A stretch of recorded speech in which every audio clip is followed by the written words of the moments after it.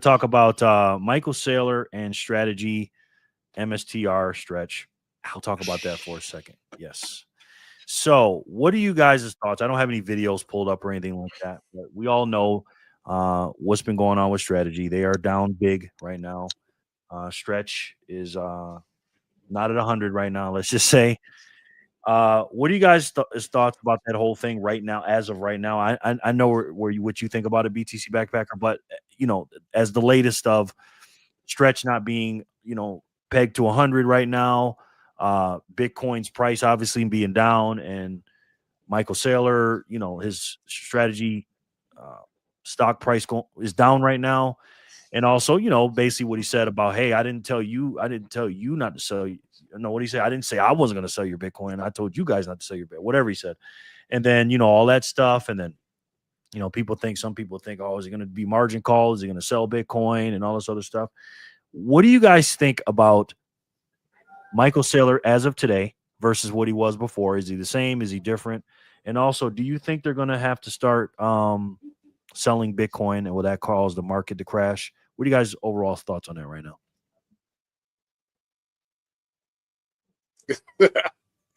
Oh my god. So I don't know, dude. Like he sold like what 32 Bitcoin or something like that. Everybody freaked out. So what happens when this 10% of the guy market went down. yeah. So what happens when this guy sells more? I just think it's hilarious. I don't know. I just seriously think it's funny. I'm not against inherently what he's doing, okay? Because I think he's, like I said, she's trying to build like a layer two, right? Like on top of Bitcoin to give optionality for the industry, okay? To each their own. That's the freedom of choice and the power of being able to do what you want to do. But do I think that Michael Saylor was different now than he was then? I would have to say absolutely, respectfully so. Now, I don't, maybe his core fundamentals or his core values might not, they're probably still the same. But when you hang around suits for a long enough time and you're in that space and you're shaking hands and mingling with these people, it's the barbershop term, right? Hang around the barbershop long enough, you're going to get a haircut the whole night. I think he's definitely fallen into that camp. I said a long time ago, I said, is he going to try to be a bank? And a lot of people, and I think there's several times where he said, no, I'm not going to try to be a bank. But I kind of find that like hard to believe. Like, I'm not gonna say he's gonna be like a full-blown bank, but he's adapting a lot of bank ideologies and bank, he's doing a lot of bank things. The great thing in a nutshell about the whole situation, the price is tanking. It's lost its peg. I don't necessarily think, because I don't think it can work. I'm going to try to be fair. I do think that it's a new idea. So there's going to be a lot of trials and tribulations and a lot of fudging around with things to try to keep that thing level where it needs to be. I can't speak on that. It's just, I really don't pay much attention to it because I just buy the underlying asset. Do I think I would like to see it work and be successful? Absolutely. I just think it brings diversity to Bitcoin. But I also don't like the fact that, and this kind of inherently comes with it, whether we like it or not, is that it doesn't look good. It doesn't look good. It all comes back to, the core, the knots, the arguing with each other. And then you see this promise and wish, this bill of like this hope of like, hey guys, come here, collect whatever percentage. I'm freaking out because I really don't care. And then you see it tanking, and then it loses its peg, and then Bitcoin's going down right now, and then he's going to go sell some more Bitcoin, and the price is going to go lower, and then I'm just going to love it because I'm going to buy more. But that's me. So there's a lot of angles that you can come from on this, and I just don't. Okay. I would love to see it succeed. Yes. It's not for me. No. it's not good for the space in regards to people seeing uncertainty. Bitcoin's volatile enough, and then all of a sudden you're getting this promise, and that's not working. It's a double whammy. It ain't looking good. So I don't know. I think he's a suit at the end of the day, and I'll say the same for Maulers, but in a different way for Maulers, right? I trust Maulers a little more now, definitely more now than I do Saylor, especially because I use his product. You know what I mean? And he's very transparent with it for the most part. He still has some work he could do, but yeah. So go for it, Trent. Lay it down, bro. Lay it down.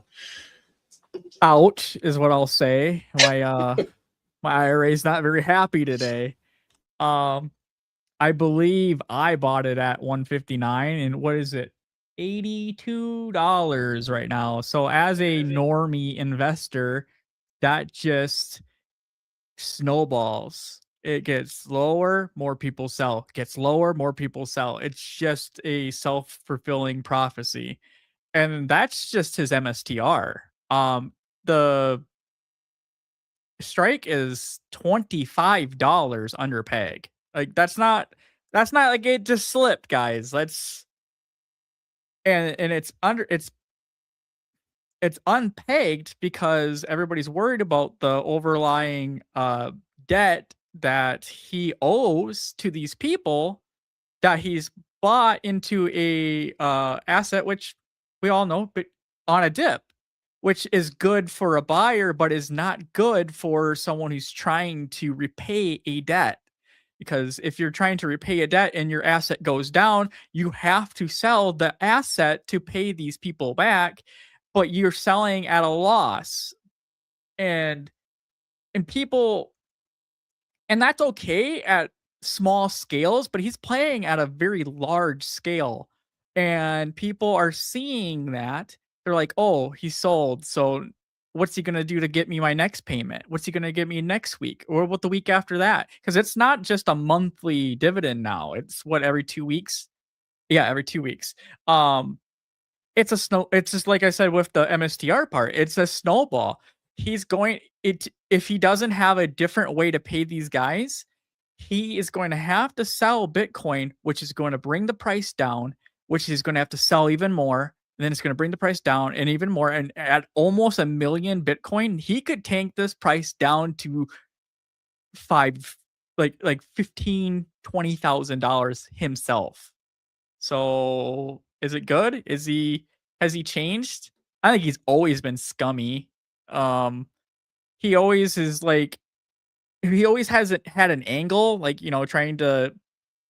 At first, it was him trying to pump Bitcoin up to pump his own bags because he owns a lot privately, and that was before he even bought any. And before MicroStrategy was buying itself, he owns. I don't know if it's on record, but it's a lot. 17,000 last time. That's a very old clip though. So personally, he's always just been a salesman to me, and we're basically being margin called. Absolutely. Now that's some good points. And I want to double click on that with you specifically, Trent, because you own some of it and I do too.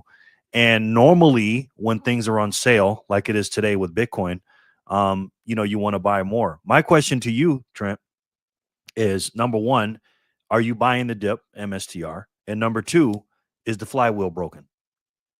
Flywheel's definitely broken. I would not suggest buying MSTR right now because there's no signal that the problem's fixed. It's just like you said, the flywheel effect. There's no signal that we're going back up. Wow. So you're not buying the dip and the flywheel is broken. Let me make sure I got that right? Yeah, I wouldn't buy MSTR to save my butt right now. Wow. I'm the same way. I feel the exact same way. And I have MSTR and, I bought a while back and it's on sale and I'm not even thinking about buying it. I'm thinking about, okay, please just let it go back up. I feel like a shitcoiner right now, honestly. You know how the shitcoiners are always saying, yep, break even. Yeah. Man, then what do we tell them? Don't worry about it. Just take your loss. Oh, no, this is a little different. No, I'm waiting for it too. At 159.5, I'm selling it. Yes. So let's double click back on to what you said about them selling Bitcoin. This is a question for both you guys. So a lot of people will say, "Oh, well, they only own 4%. How would the price go up?" Well, I'd push back and say, "Well, yeah, they only own 4% only, but how much do they own of the available Bitcoin for sale? That's the question. Basically, how many? Nobody else. My Bitcoin is not available for sale. Yours is not. Yours is not. Nobody on this chat is. Some of ETFs they sell sometimes. How many's available? A couple million, maybe 3, 4, 5 million. I don't know. Not that many. So, at what rate do you think they'd have to sell? Because again, when they sold at 32, the market tanked a little bit. I don't know if it had to do with all of them, selling the 32. I think he was testing it out because I think he was doing some foreshadowing of what's going on. And then he just turned right back around in the next week or so. He bought 1550. So again, how much would he have to sell? What kind of increments, and how would it tank the market, you think, based on that? I'll go first. I don't think it's a financial issue. Like, he could safely offload a million Bitcoin fairly easy over a few years. Because who did it? Gray, what is that? Gray, that ETF that from overseas, they did that last 2 summers ago, and they offloaded about Grayscale? No, yeah, Grayscale. They offloaded those 6 figures of Bitcoin, and they tanked the market a little bit, but there's definitely safe ways to do it, but the dip's coming, or the tank would be coming off psychological reasons. Everybody has Saylor as the Bitcoin guy, and if the Bitcoin guy is selling, everybody's selling. That's a great point. Great point. I think you summed it up pretty simple there. Yeah, it's a name. So he's a figurehead. He's literally the head of Bitcoin. If anybody didn't know anything about Bitcoin, like who Satoshi Nakamoto is, they're gonna think it was Michael Saylor, right? Yeah, if he moves Bitcoin and starts selling, I would agree that there's a huge psychological aspect to it, right? This is the biggest perma bull, and he's selling. What do we not know here? What's going on? So everybody's gonna start selling. I still think it works in tandem though with the increments. How he would choose to do that, in which manner he would be doing, whether that be private sales or that would be the best way to do it. I'm thinking that I would agree, and I'm thinking that him knowing enough. There's no way he can do private sales. I don't know. Not Michael Saylor. He couldn't. It's watched so like it's scrutinized. Yeah, bro. Someone would notice something moving. Yeah, no way, not Saylor, man. He wouldn't have to sell that much to cover the 11.5% from strike. Yeah, it's going to be interesting. Yeah. I mean, there's so many moving parts to this. We did this, Jerry. You did this. I don't know if it was on here or you crunched the number somewhere, or we were watching a video. Where is his? He can go down to what? What was it, you guys? Was it like 20? It was in the 35. Was it 35? That's where we crab marketed for the longest period of time. Yep. Right. That was the biggest crab market ever in Bitcoin, or that's minus obviously the early years. Now his average buys in the 60s, isn't it? Something 70s now. 70s, but it was. Yeah. So that's something to take into account too. How far does he sell? How far does he play the game until he has to back off that and try to rebound the market? And he could do that. And that's what I'm saying. You know what I mean? So there's that'd be that's what BlackRock kind of does in the back end. They'll sell, they'll dip it, and then they'll take their buy on the dip, and then they'll shove the market back up. Saylor could do that himself. Yeah, and I feel like a lot of that is going on now. With a lot of this, there's all the liquidity, the amount of liquidity going in either direction right now is insane. And this I guess you would say this level we're at right now. we both called this, Trent, that 60K was massive. Oh, it's a resistance level for me. Crazy. Yes, massive resistance level. And so yeah, and you know, these guys want to come through, a couple of phone calls. Hey guys, let's push this real quick. Boom, bam, dump. Okay, rebound back up, and literally it's like that. You know, they can play that game with the amount they have. You know, we were talking about private sales. They can do private sales, but it has to be reported on their quarterly reports because it's a publicly traded company. So it could be hidden for a little while, but it would show up. Mm-hmm. Yeah, he's just too big of a deal.